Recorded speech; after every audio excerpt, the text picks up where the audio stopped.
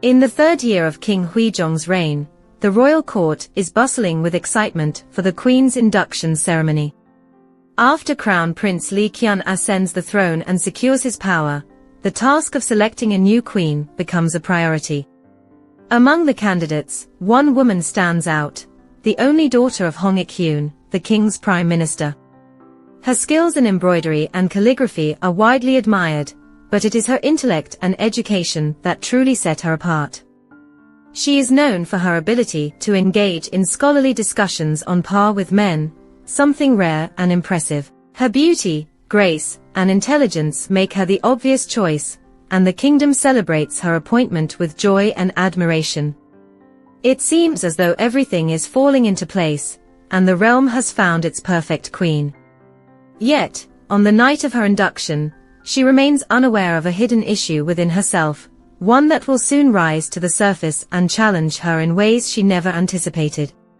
3 years later, during the 6th year of King Huizong's reign, life in the palace has become more settled, though rumors continue to swell. Hong Jiwen, the queen's brother, visits her, as he often does. He starts with a friendly question about her well-being, and the queen responds politely, saying she has been fine. However, he soon shifts the conversation to something more serious, rumors of a court lady who has caught the king's attention. He's heard whispers of the king's growing favor toward this woman, and he expresses concern over the situation. The queen listens carefully, acknowledging the rumors without showing much emotion. Her calm demeanor doesn't falter, even as her brother apologizes for bringing it up, his real concern lying in what might happen if the king's attention turns into something more. He worries about the possibility of the court lady becoming pregnant, wondering aloud about her background, education, and standing. He questions how such a woman, with seemingly nothing in common with the queen, could hold the king's favor.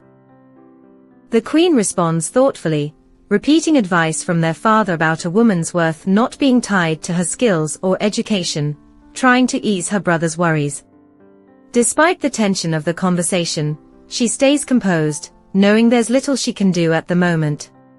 Her brother, still troubled, voices his concerns about how this situation might affect her position, but she remains steadfast, understanding that court life is full of uncertainty. She thanks him for his concern and reassures him that, for now, they must wait to see how things unfold, knowing that her role as queen will require her to face whatever challenges may come. He hands her a book, his face serious as he tells her to read it slowly and study it carefully. He promises that it will be helpful, and will address the areas where she falls short in her duties. He explains that it will help her fill the gaps that might be keeping her from meeting the king's expectations. He adds that if she has any questions, she should ask the women around her for guidance, as they would know what to do. In the palace, all the women belong to the king, and because of that, they are never touched by any other man for their entire lives. Only the women whom the king chooses are allowed to receive his favor, and no one else can come near them in that way. Her brother then asks her if she needs a teacher. He offers to find one for her immediately, telling her that it's urgent for her to conceive a royal child before the court lady, the one everyone is talking about, becomes pregnant. He insists that he's only trying to help, reminding her of something she once said, that she couldn't do it. He says their father is losing patience, and she must act before he decides to take matters into his own hands. She needs to do this while she still has the time, and her brother believes it's what's best for everyone involved. As he prepares to leave, he tells her to take care of the situation, and to send for him if anything goes wrong. She listens to him, but when he's finished, she responds calmly, saying that while she can study the pictures in the book and follow his advice, she has no real control over whether or not she will have a child. Seo-kyung sighs, frustrated, saying it's becoming serious. Every time, she's scared and it hurts. She's never completed her duty to the king properly, not once.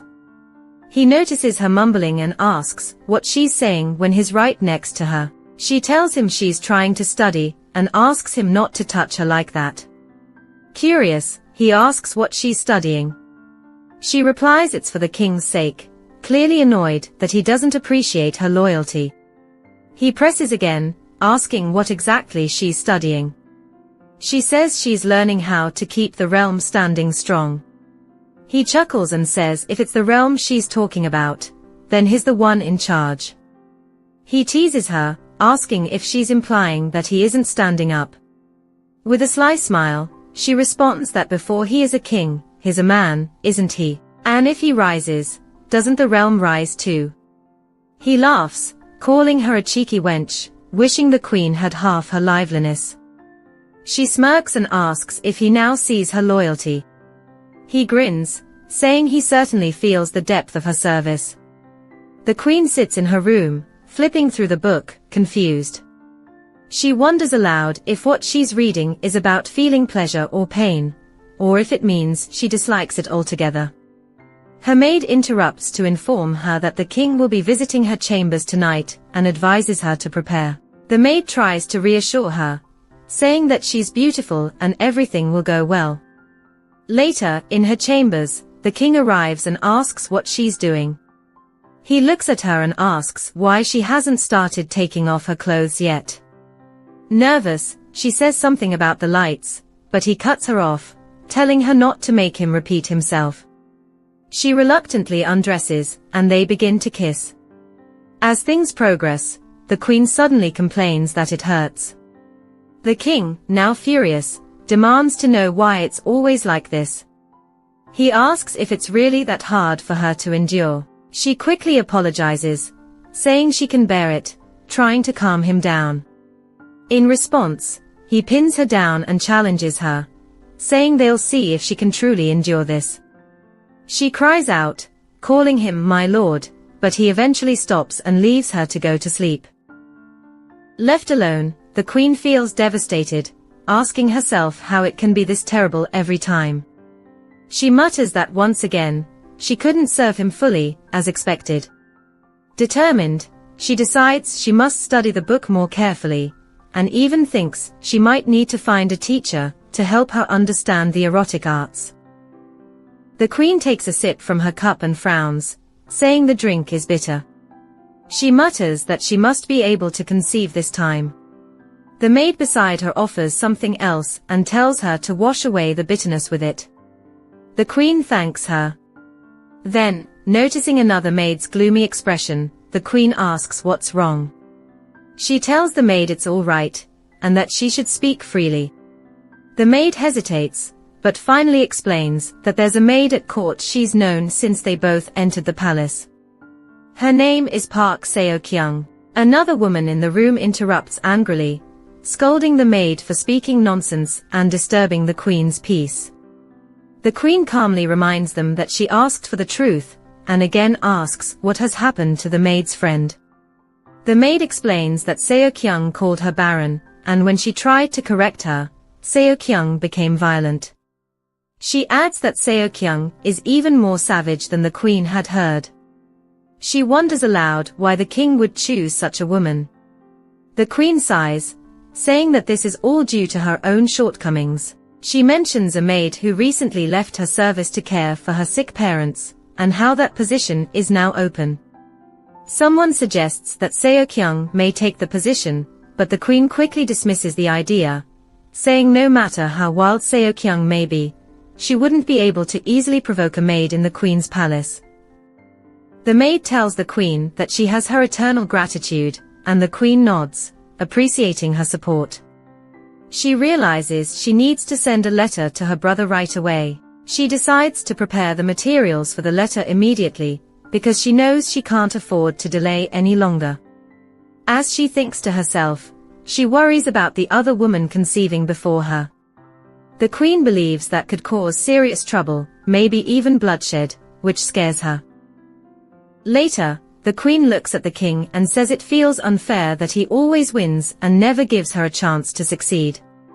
The king laughs lightly and suggests that she should try harder. He says that a true man would never lose on purpose when he knows he can win. The queen frowns, feeling frustrated. She tells him that she has nothing more to take off, calling him too cruel. The king, with a teasing smile, asks her what she means when she says she has nothing left. He points out that she is still wearing her clothes. He jokes that if she loses one more time, she will end up stark naked, which makes her blush. Meanwhile, Jiwon is making his way to his friend's house. He knows he often gets confused and takes the wrong turns, but he finally reaches his friend's place. He stands at the door and knocks, calling out to see if his friend is home. He shouts, "Hey, it's me, Jiwon," hoping his friend will hear him and come to the door. When Jiwon arrives at his friend's house, his friend jokingly complains that Jiwon has dragged his heavy feet all the way there. He wonders what he would have done if Jiwon wasn't at home. Jiwon admits that he does know his footsteps sound heavy, but he explains that each step he takes is made with sincerity. He then tells his friend that he needs to talk about his erotic art book, saying that there isn't anyone in the capital who hasn't seen it. He adds that with his friend's skill, that's to be expected. His friend observes that judging by how Jiwon's lips are flapping, he has come to ask him for something unpleasant. Jiwon thinks to himself that his friend must be really quick to catch on. His friend insists that he knows whatever it is has to do with art. Jiwon decides there's no point in beating around the bush anymore. He explains that he needs his friend to become his sister's tutor. The next day, the queen asks her maid if she has heard anything from the other maid. The maid replies that she hasn't heard anything yet, but since she often serves His Majesty, there's always a chance she might find out something soon. As the queen studies the book, she sighs and says that no matter how many times she looks at it, it only appears to her like a boiled chicken. She wonders what she should do about it. She thinks that if she does it well, it won't hurt, but instead, it will give her pleasure. However, she worries that trying to take something large and heavy into a small, tight space will obviously hurt. She asks herself how it looks on the inside, and if it is deep enough to accommodate His Majesty's entire manhood. For a moment, she feels as if he has touched her in a certain way. Suddenly, the maid calls out to her, saying there's an urgent visitor waiting. The queen replies that they may have to wait a moment while she gathers her thoughts. The man steps into the room and greets the queen with a warm smile. He says he is here because he wants to help his dear friend, who he considers like a brother. He apologizes for interrupting her busy day, and suggests that they should find a different way to meet in the future. The queen looks at him, curious about what he means. He lifts the curtain a little so she can see his face clearly and explains that he is here to teach her something important. The queen raises an eyebrow and asks what he is talking about.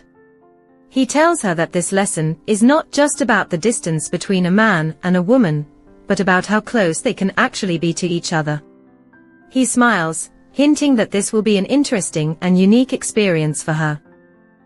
The queen thinks to herself that she expected someone more carefree since he creates erotic paintings, but instead, he seems just as particular as her brother or even the king. He notices her staring and asks if she sees something on his face. She reminds him that there are strict rules, and he needs to lower the curtains. He agrees to do what she wishes and asks if they should start now.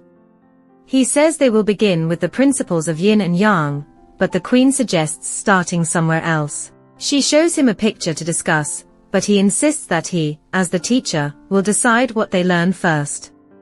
The queen responds that she has heard it's wise to prepare in advance.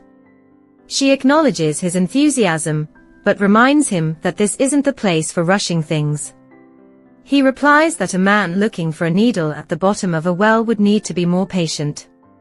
The queen argues that he can say whatever he wants about her, but he should teach her the lesson first.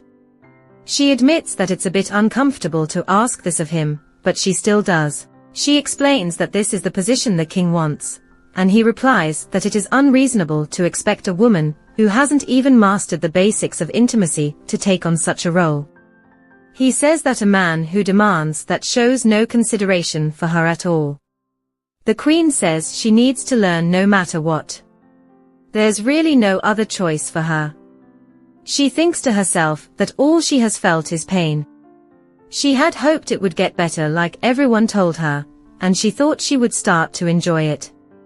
But it still hurts the same, no matter how many times it happens. All the king does is scold her and tell her that she lies there like a plank of wood. She wonders what she can do to make sure His Majesty enjoys it. The teacher tells her that he understands her struggle. He explains that he is not a gentle teacher, and that she will need to work hard to keep up. She promises that she will work hard so she won't fall behind. He tells her to look at the woman's back in the book. She lowers her back like a cat and raises her behind to show her hidden areas.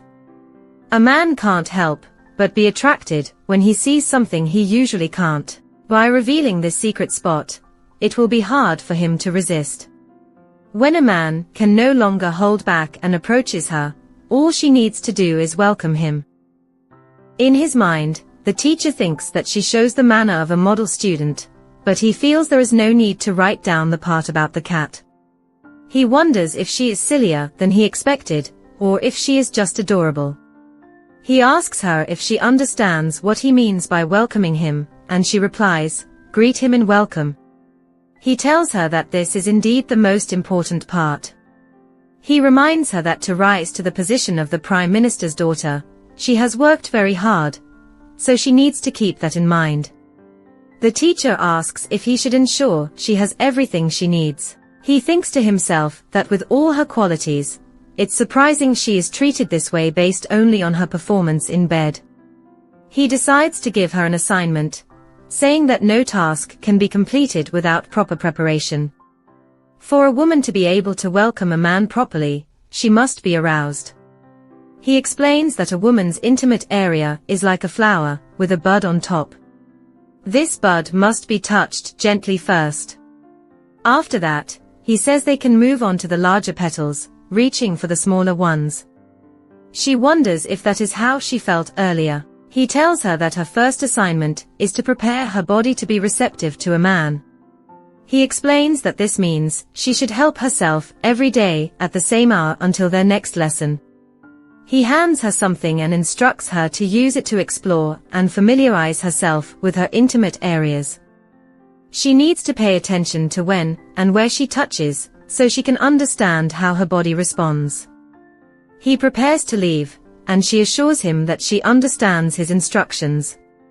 The queen thinks about how she has a task to do, but the weather isn't helping. It is so cold and rainy outside, and she wonders if the king is staying warm and taking care of his health.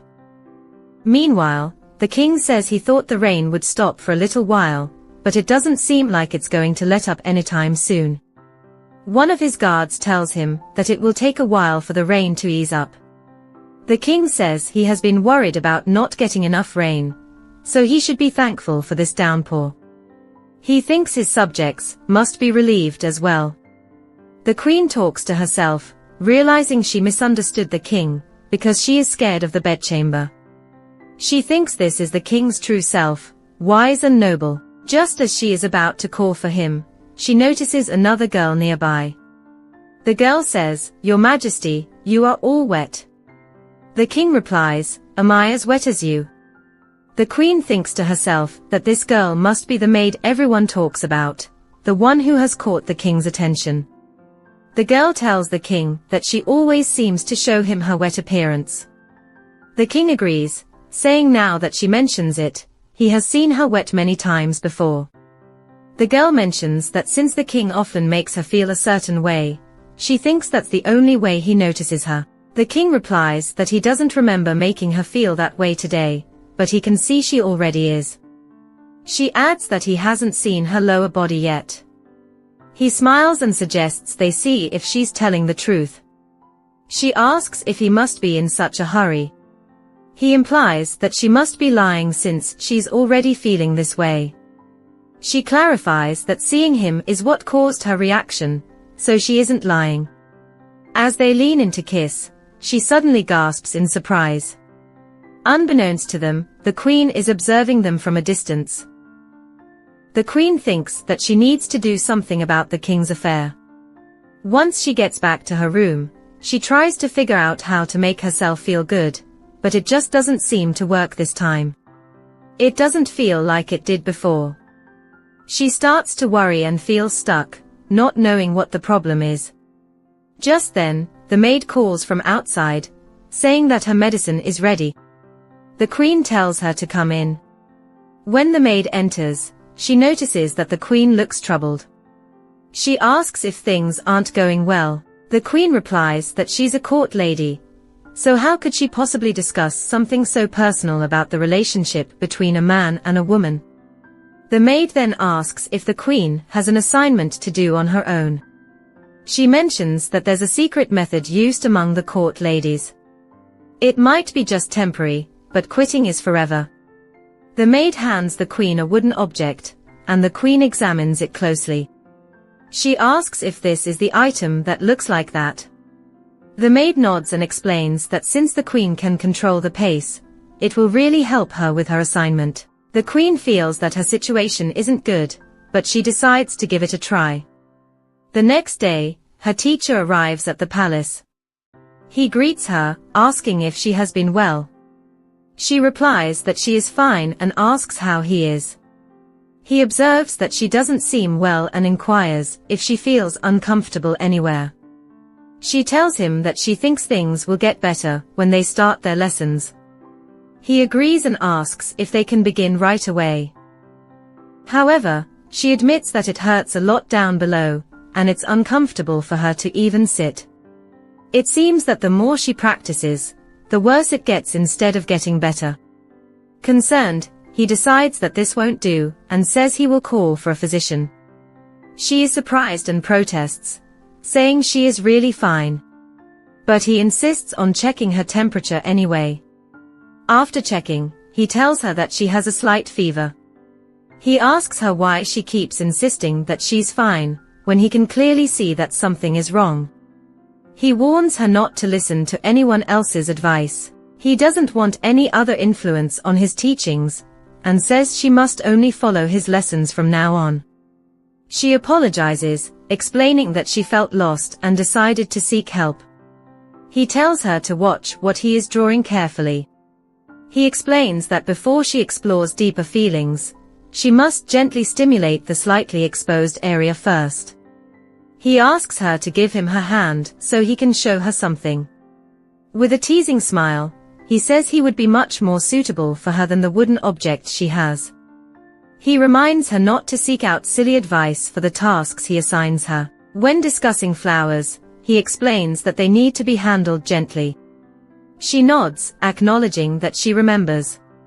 He instructs her to adjust her position slightly. Then, he guides her hands, telling her to be gentle and careful as they go through the lesson together. She asks if she is doing it correctly, and he encourages her to try a bit harder. He places his hand over hers, guiding her as he explains how to be more effective.